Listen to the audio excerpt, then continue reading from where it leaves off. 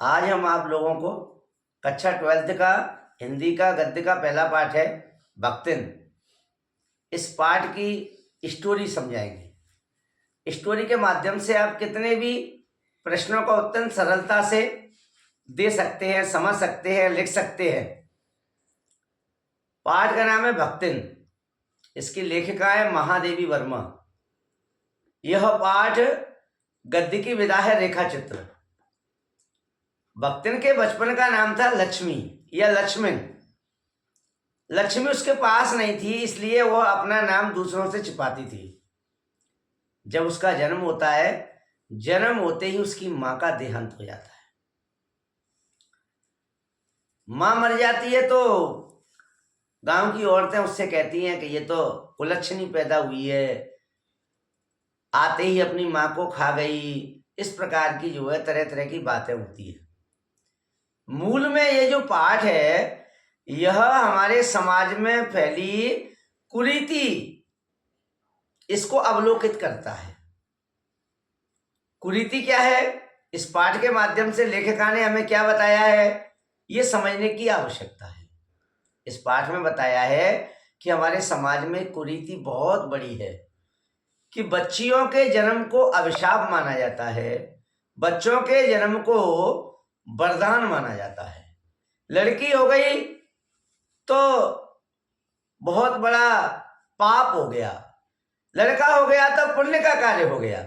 ऐसा समाज में माना गया। जिस समाज में लक्ष्मण का जन्म होता है उस समाज में इसी प्रकार की कुरीति विद्यमान है।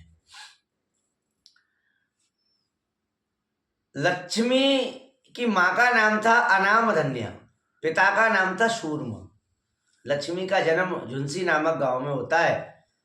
जन्म के बाद ही मां मर जाने के कारण पिताजी सोचते हैं कि बच्ची का पालन पोषण कैसे होगा, इसलिए वे दूसरी शादी कर लेते हैं।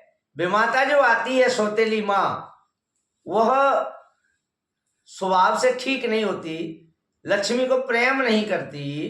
इस कारण से बहुत ही अल्प आयु में लक्ष्मी का विवाह हो जाता है और 9 वर्ष की आयु में उसका गोना होता है, विदा होती है। लक्ष्मी की ससुराल होती है हांडिया में।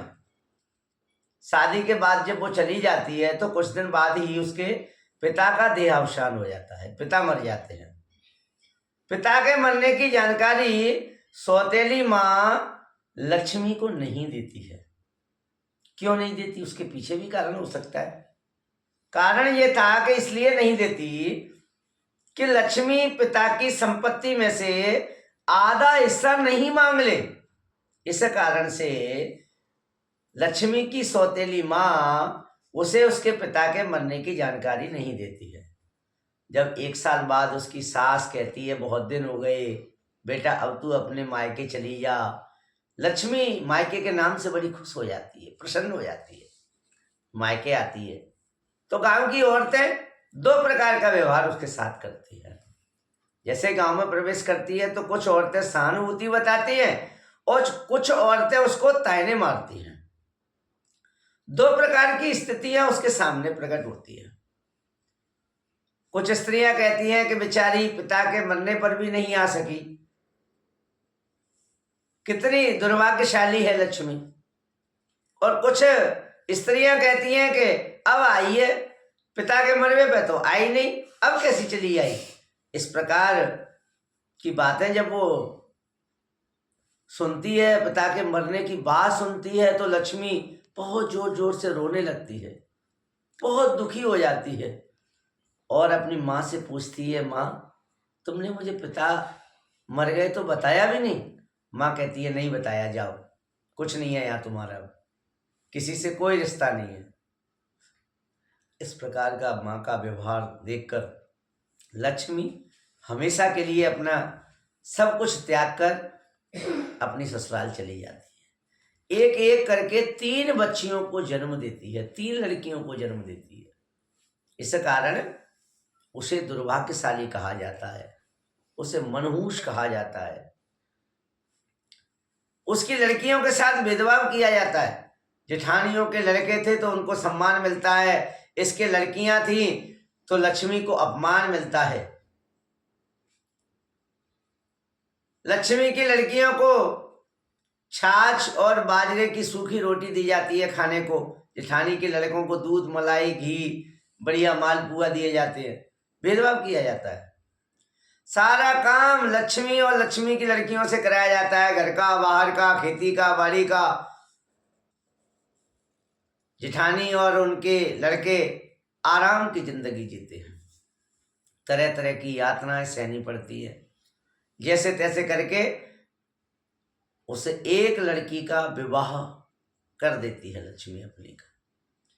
लक्ष्मी को किसी के द्वारा सम्मान नहीं मिलता, केवल उसके पति केवल उसका सम्मान करते हैं। एक लड़की की शादी कर देती है, उसके बाद उसके पति का देहावसान हो जाता है, पति की मृत्यु हो जाती है।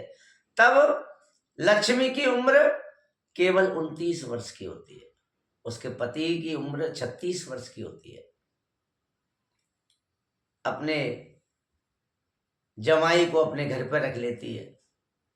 कुछ दिन बाद उसके जमाई की भी मृत्यु हो जाती है, उसकी लड़की भी विधवा हो जाती है। तब तो और कष्ट का विषय हो जाता है। उसके परिवार वाले पहले तो लक्ष्मी की शादी कराना चाहते थे जब उसका पति मरा, तब बाद में जब उसकी लड़की का पति मरता है तो लड़की की भी शादी कराना चाहते हैं। सब प्रकार से उसकी संपत्ति हड़पने की योजना होती है उनकी, लेकिन लक्ष्मी उनके झांसे में नहीं आती है।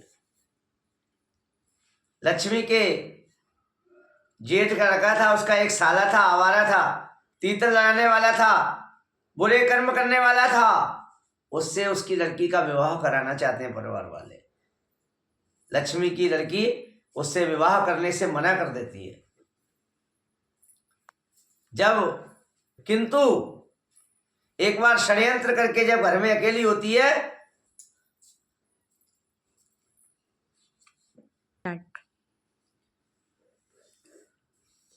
लक्ष्मी की लड़की घर में अकेली होती है, लक्ष्मी घर में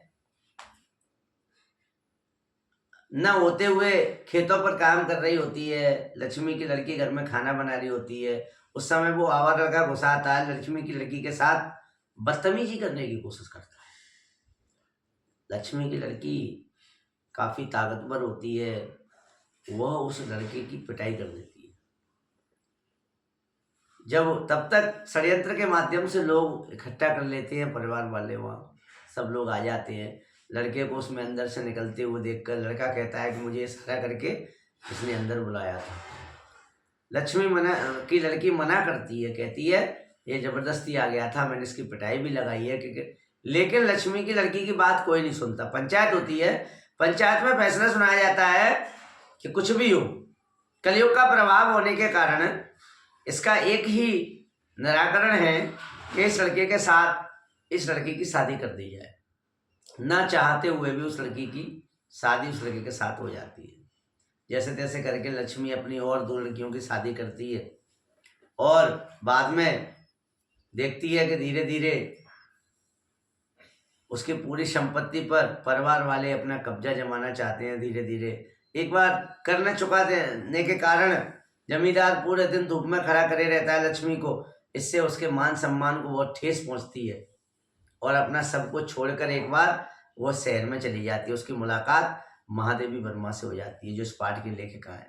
महादेवी वर्मा की सेविका बन जाती है, फूलों की थाली में उन्हें भोजन कराती है, गांव की भाषा सिखा देती है।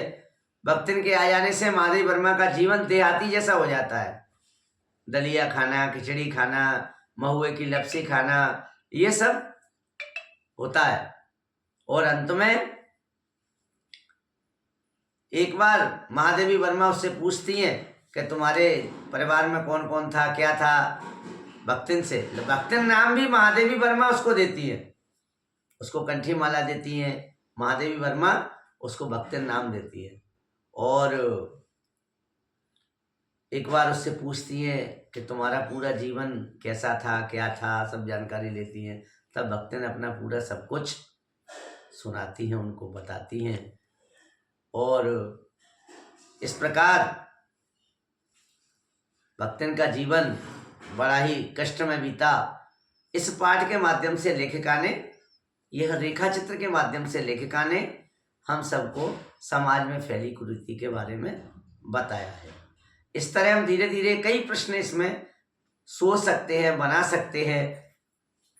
इसके बारे में अगर हमें किसी पाठ की समरी आती है, स्टोरी आती है, सारांश आता है, तो हम कितने भी बड़े और छोटे प्रश्न आसानी से लिख सकते हैं, आप लोग बना सकते हैं। एक बार इस पाठ को पढ़ेंगे, एक एक नंबर के प्रश्न छांटेंगे, तो निश्चित रूप से यह पाठ आपके अच्छे समझ में आएगा और इस पाठ के आप बड़े और छोटे प्रश्न आसानी से लिख पाएंगे।